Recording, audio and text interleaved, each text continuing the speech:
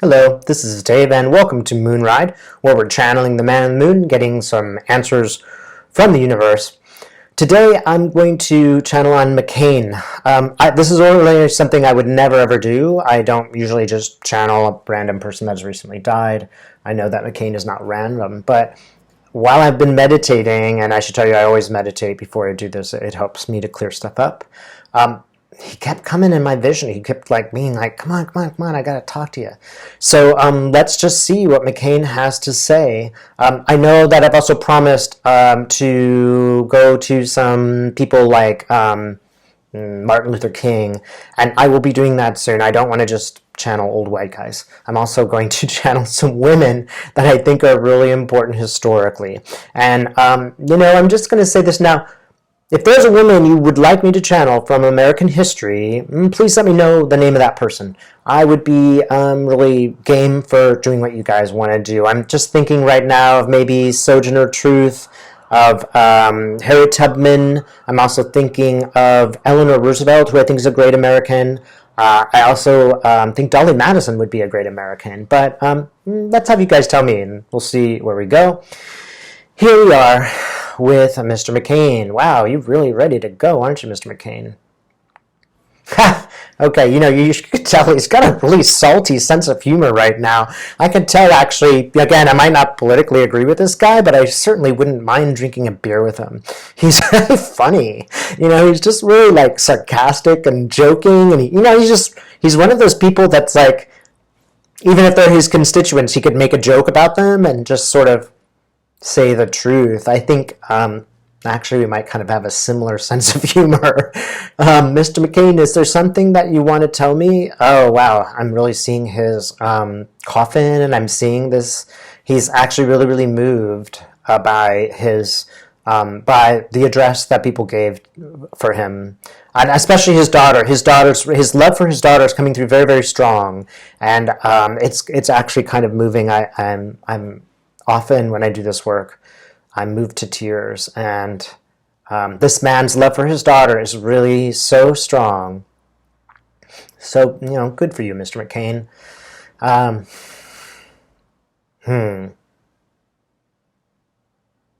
Yeah, he really loved that girl. He really loved his daughter. And as we're looking around, he's also kind of smiling to me at the way that he set up his funeral. And he's just telling me, I did that really very, very carefully. This was my last act as a politician, and it worked. I'm smarter than him, and I let everybody know that how this was going to roll, and I gave everybody those speeches, and they made my point for me. He's like, if I couldn't make that point during my life, I made it after my death while I was lying in my, bed, dying of cancer. I'm like, you gotta hand it to that guy, Whatever we may agree with him, he is truly patriotic.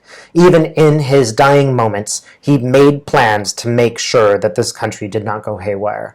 So I think we all have to, again, whether we would agree with him or not, thank Mr. McCain. And I'll just say it for us. Thank you, Mr. McCain, for the work that you did for your dedication. He's showing me his bombers, and he's showing me dropping the bombs, and he's showing me about, wow, this was really ethically difficult. I'm fighting for America, but I'm dropping bombs on these civilians. It was really, really hard, and this was an ethical moment for him. And in a way, some of the things that he's done in his lifetime were based on regrets. When he was dropping those bombs, he knew the consequences of what would happen, that innocent people would die, and he had a good deal of regrets. And in some senses, this 6 years in prison were sort of a payback, where he had to think about that for 6 years, and he had to decide whether that was right or wrong. And he did do it. He really did do it. He put himself in a position so that he had to think about that. Let's see. Is there anything else you need to tell us? What advice would you have for us, Mr. McCain, now in our political situation?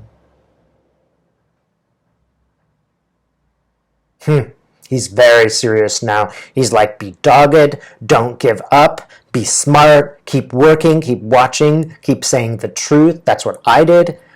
You have to be smart, and you have to sit there and you have to think, what's that guy going to do next? How is it going to look? Who's talking about it? I mean, he's essentially revealing himself as a politician, as a skillful politician. He's actually pointing to me. He's like, Dave, you better do the same in your own life. You pay attention. And that's sort of his advice to everyone. Pay attention.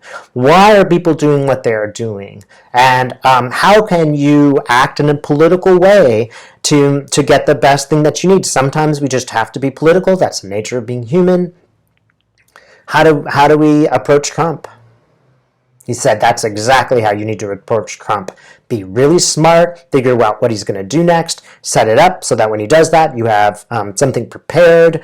You need to be very poker-faced sometimes if you're going to deal with people like him, and you have to calculate a lot.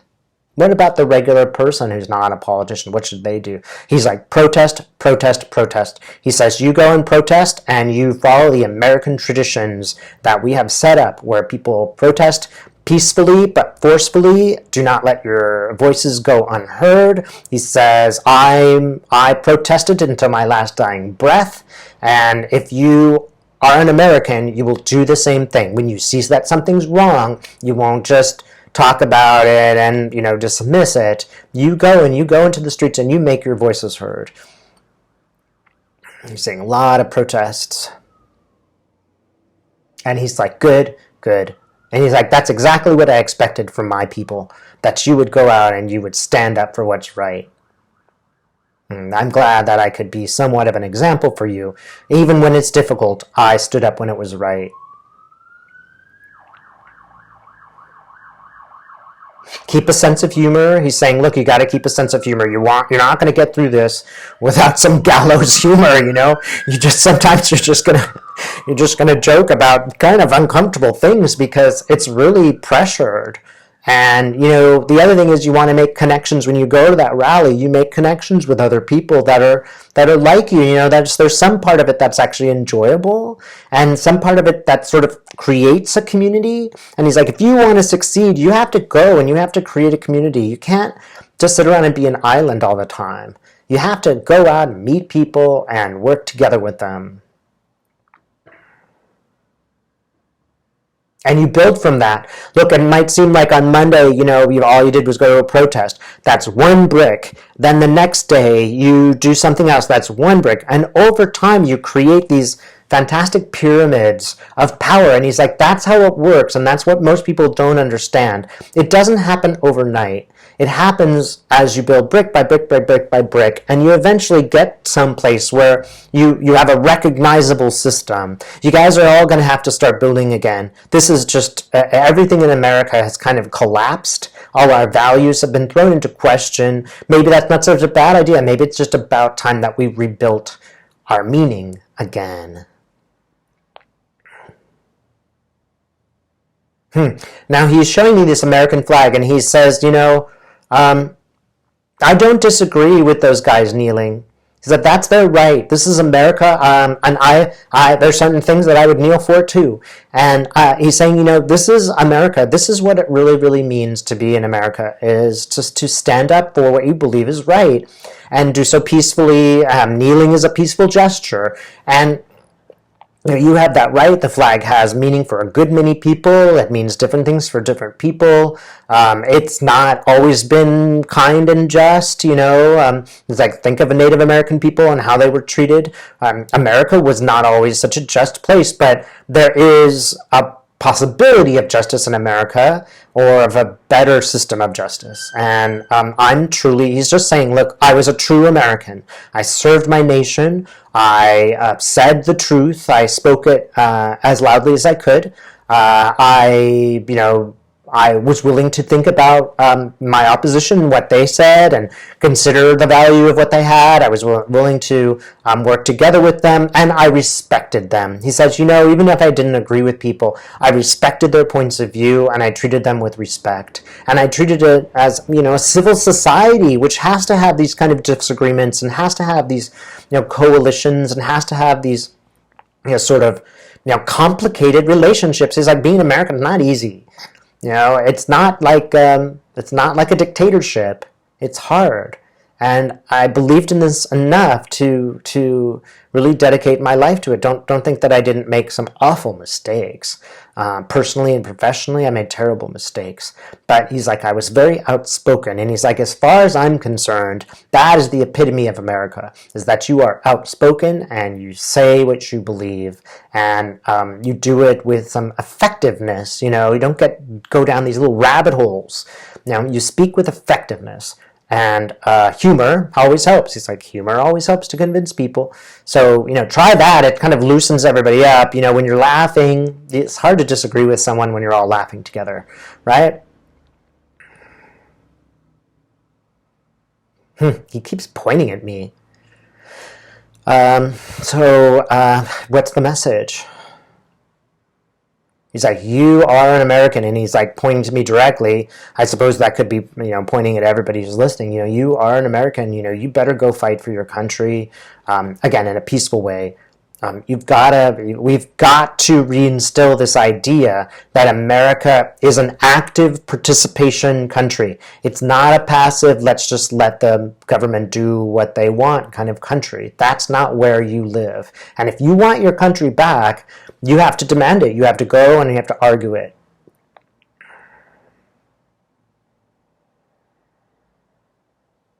And he's saying, you have to treat others with respect. It's interesting because he's white and he's very fair-skinned, but he's showing me a black man. And the black man, he is putting at an equal level with him.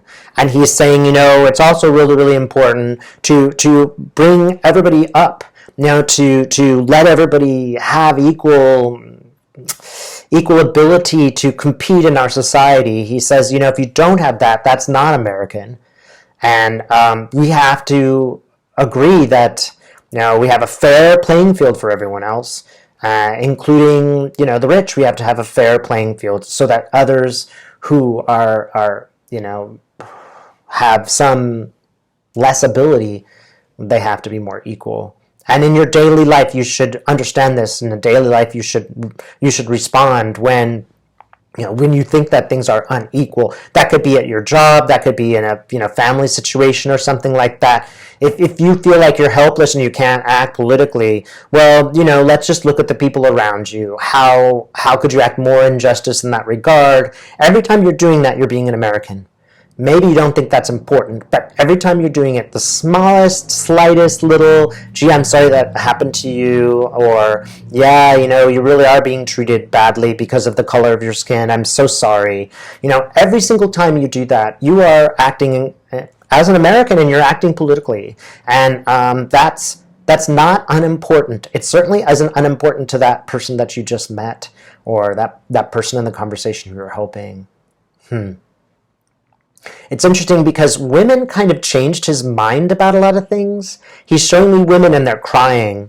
And I know that I think his daughter's lesbian, and I think that actually really changed his mind. He's like, well, everybody isn't all the same. Some people are different, and, just because we accept the idea that we're handed down, he's like, some of those are wrong.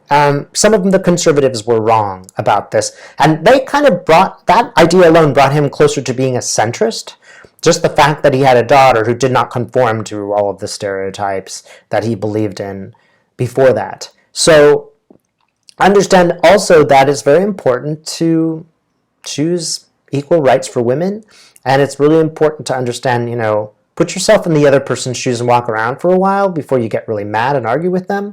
There might be a legitimate point that person has. You go to the, people who live in the Ozarks and they still want to mine coal. It's like, that's a legitimate desire. We might not be able to fulfill it anymore, but, we could have done a lot of things to help those people and we did not. I keep seeing the American flag. He's really patriotic, and it's kind of flowing in the wind. Yeah, okay. It's like, that's how you serve your country, and that's what my life represented. I'm coming through you right now because I want you to know that's what I meant.